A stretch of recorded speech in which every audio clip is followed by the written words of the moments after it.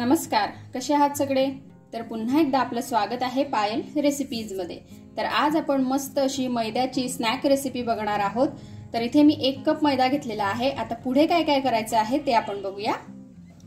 आता यामध्ये आपण चवीनुसार मीठ टाकून घेऊ। जवळपास मी इथे अर्धा चमचा मीठ घेतलेला आहे आणि त्याचबरोबर आपल्याला यामध्ये टाकायची आहे साखर। तर मी इथे 1 चमचा साखर घेतलेली आहे। तुम्ही जशी मी घेतली नॉर्मल साखर तशी साखर घेतली तरी चालेल किंवा पिठी साखर घेतली तरी चालेल। आता यामध्ये आपल्याला जवळपास 2 चमचे तेल टाकून घ्यायचं आहे आणि आता तेल टाकून आपल्याला हे छान असं मळून घ्यायचं आहे। म्हणजे आपण जे टाकलेलं तेल आहे हे सर्व मैद्याला छान असं लागलं पाहिजे।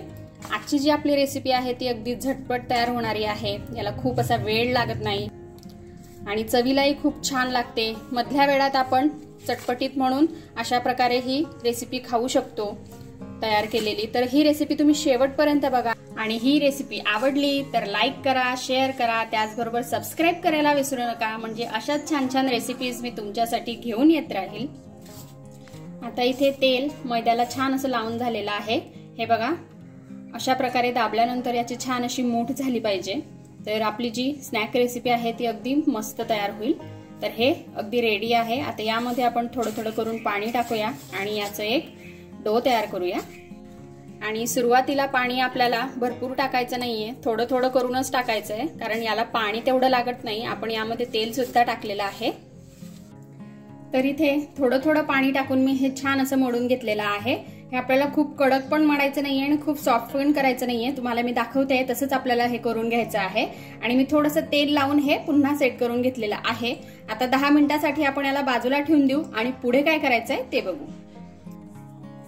आता याला 10 मिनिटं झालेले आहेत। मी थोडासा मैद्याचा हात करून घेतलेला आहे, हाताला थोडासा मैदा लावून घेतलेला आहे। आता छोटासा गोळा आपल्याला याचा तोडून घ्यायचा आहे।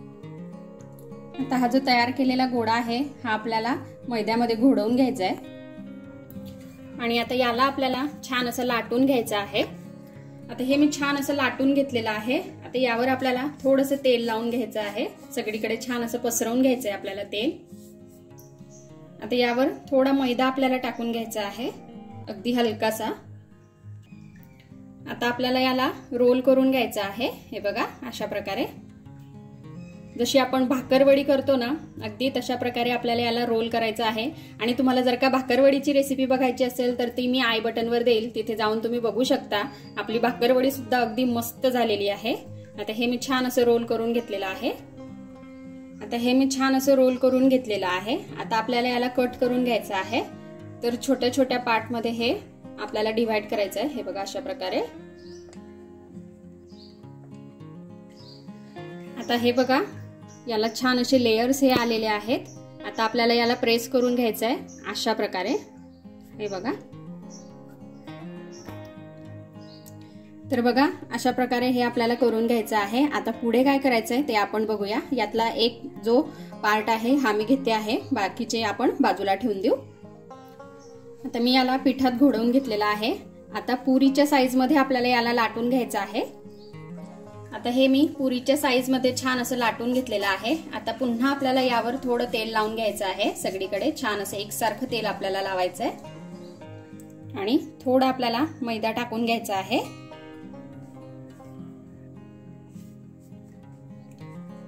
आता याला आपल्याला करायचं आहे फोल्ड अशा प्रकारे आणि इथे सुद्धा थोडं आपल्याला तेल लावून घ्यायचं आहे, थोडासा मैदा, आणि याला सुद्धा अशा प्रकारे आपल्याला फोल्ड करून घ्यायचं आहे। हे बघा, आता असे स्नॅक्स आपल्याला सर्व तयार करून घ्यायचे आहेत। तर बघा, इथे मी हे बरेच सारे तयार करून घेतलेले आहेत। आता काय करायचंय ते आपण बघूया। आता मी इथे कढईमध्ये तेल गरम करून घेतलेलं आहे। आता हे जे स्नॅक्स आपण तयार करून घेतलेले आहेत हे एक एक करून आपल्याला यामध्ये टाकायचे आहेत आणि छान असे क्रिस्पी होईपर्यंत आपल्याला तळून घ्यायचे आहेत।